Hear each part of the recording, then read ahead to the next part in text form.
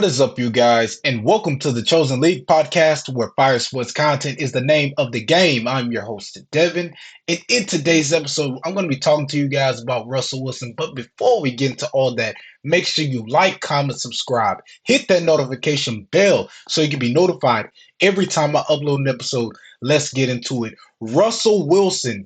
Yes, it is true. Russell Wilson has been released by the Denver Broncos. Man, I mean, that was short lived.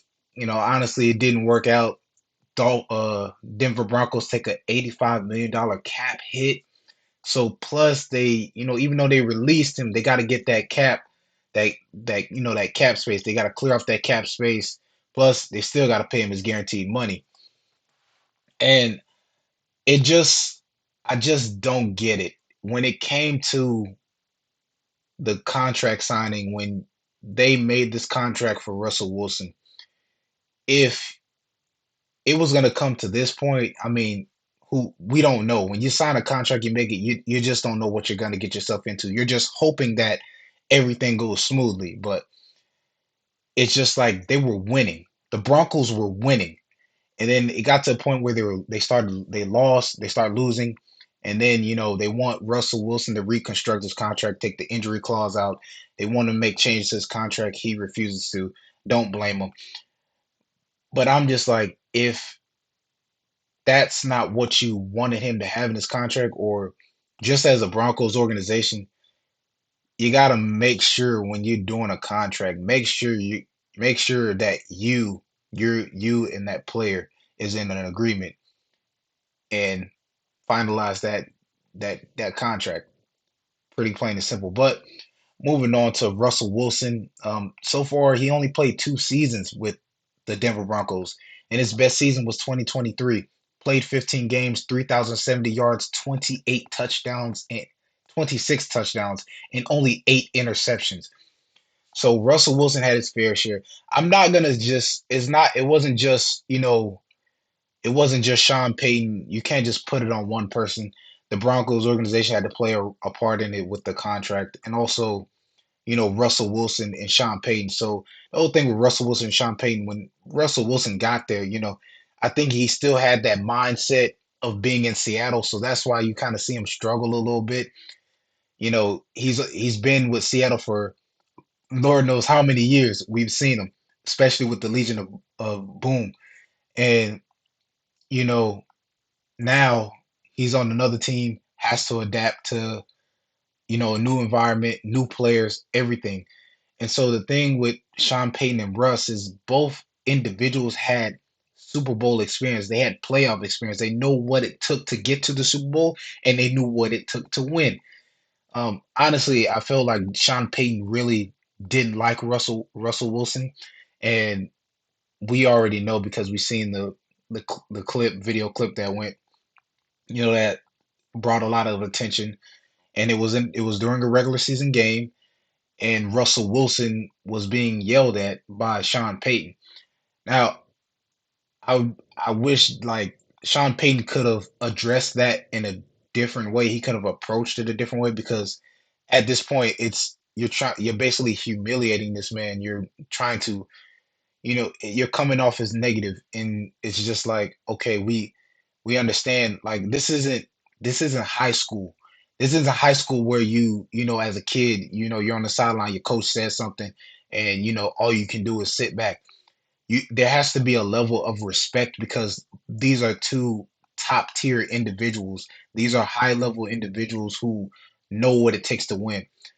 And on the other hand, I just think they both wanted to win, but the way their path and their mindsets were totally different. Sean Payton has a certain way he does things to help his team win.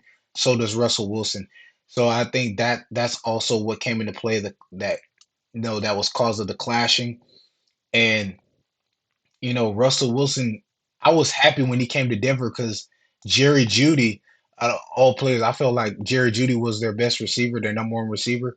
And I felt like when Russell Wilson came in, just based off of what he can do, Russell Wilson is versatile. He's really able to get the ball into his receivers' hands. Look what he did with Percy Harvin, Tyler Lockett, beast mode, Marshawn Lynch. He was able to get the ball in their hands. So I felt that Jerry Judy was going to have a 1,000+ yard type of season, and I thought they were going to be able to manage whatever issues they had, and they were going to be able to get far. But sadly, it didn't work out. And like I said earlier, the Broncos have taken an $85 million cap hit. That's an NFL record, so that's the most in history. And just based off of what's happened here, honestly, when Russell Wilson came into the picture and things started to really fall apart, the talk was this has to be the worst trade in NFL history. Sadly, yeah, and this had because that $85 million cap space, ooh, that's gotta hurt. But what have the Broncos done since they released Russell Wilson? I'll let you know. This is what happened. They cut their two-time Pro Bowl safety, Justin Simmons. So that create cap space for them, $14.5 million in cap space. So now they're working, they have wiggle room to work with. They can, you know, relieve themselves a little bit as they're making progress.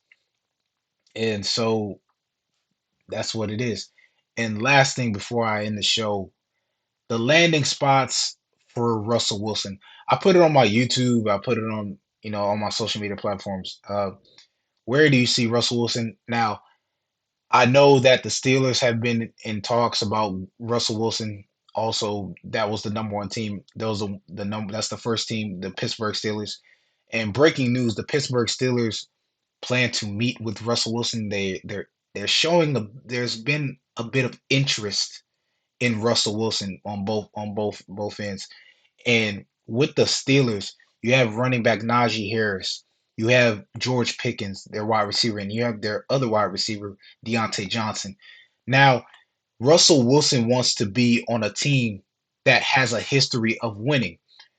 Now, when you look at it, he has everything. Just imagine Russell Wilson with the Steelers. He has all the pieces around him. He has the defense. He has the offense. He has a true running back in Najee Harris, who is basically can get those rushing yards. So basically, and you have Mike Tomlin, who's a great coach. Who's all about winning, who wants to get to that point. But the downside with the Steelers is they haven't been to the playoffs. They haven't won a playoff game since 2016. So bringing in Russell Wilson, a franchise player, a guy who knows how to win, it makes pretty much sense. It makes good sense. And at the time, there was a point where Justin Fields was in talks of going to Pittsburgh, but it's that's still up in the air. It might not be likely. He might go to Atlanta. Who knows? But looking at Russell Wilson with this squad, it will definitely work. He will definitely get the opportunity to take them to the playoffs and eventually get to the Super Bowl because he wants to win two more Super Bowls. Next, we have the Vikings. Not it wouldn't make too much of a difference because they only all they have is Justin Jefferson. So uh, it could happen, but I don't see Russell Wilson there. Next, we have the New England Patriots. They have Devontae Parker, who's their receiver. Honestly, he's their number one receiver. You have Ezekiel Elliott and as the running back who's been making things happen ever since he left the Cowboys. And then last but not least, you have their tight end Mike Gesicki, who played for the Miami Dolphins. He's very good as well. He can make plays, whether it's an in route, throw it down throw it in the middle of the field, go across midfield, make plays, slants, so on. So with that in mind, the Patriots also have a history in winning because look, they had Bill Belichick, him and Tom Brady were able to work together and win those six championships, Super Bowl championships. And then next you have the Las Vegas Raiders, who only have Devontae Adams.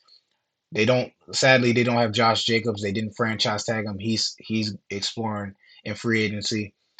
So could that possibly happen? And plus, having a great coach in Antonio Pierce, that could happen. But also, like I said in my other episode, the Raiders have their eyes on Jaden Daniels, quarterback out of LSU. So who knows? They hold the 13th pick, and they're really looking at Jaden Daniels. It's a possibility it could happen if the Raiders change their mind.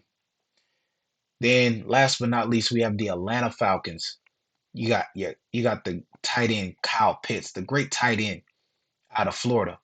Then you got Drake London and also Van Jefferson from the Los Angeles Rams.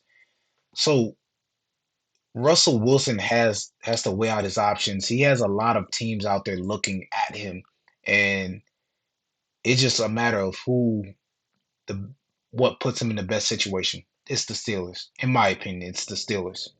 But let me know in the comment section what you guys think about Russell Wilson moving forward.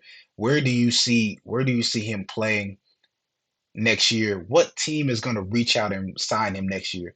Because honestly, what it's looking at right now, the Steelers are he's going to meet with the Steelers. Wondering to see how that goes. But anyways, I wish Russell Wilson the best. Hopefully he wins a championship. Hopefully the Broncos, move forward with what they got going on and they're able to, bounce back and make some adjustments and get themselves to where they want to be. Once again, like, comment, subscribe, hit that notification bell so you can be notified every time I upload an episode. I'm Devin, and I'm signing off. Thanks for watching. Subscribe here to get the latest from the show.